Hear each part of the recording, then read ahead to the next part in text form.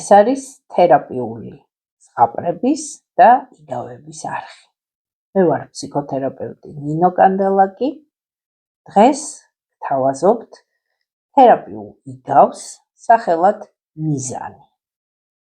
თუ მოგეწონებათ ჩვენი არხი, გამოიწერეთ, გააზიარეთ და დაგვიკომენტარეთ.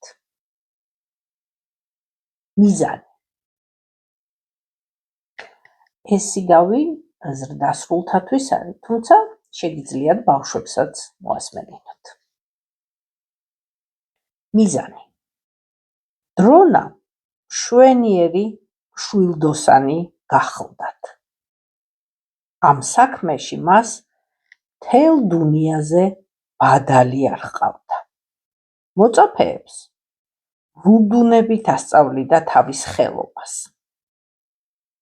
ერთხელ ხეზე სამიზნე დაკიდა და თვითოულ მოწაფეს ცალ-ცალკე შეეკითხა, რას ხედავ? ერთმა უპასუხა, რომ ხედავს ხეზე დაკიდებულ სამიზნეს.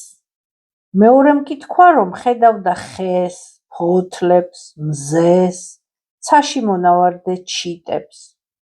დანარჩენებიც თითქმის იმავეს პასუხობდნენ. ბოლოს დრონამ თავის საუკეთესო მოწაფე არჯუნას ჰკითხა იგივე, რაზეც შემდეგი პასუხი მიიღო. მე არ შემიძლია დავინახო რამე სამიზნეს გარდა. დრონა მიუბრუნდა დანარჩენებს და წარმოთქვა.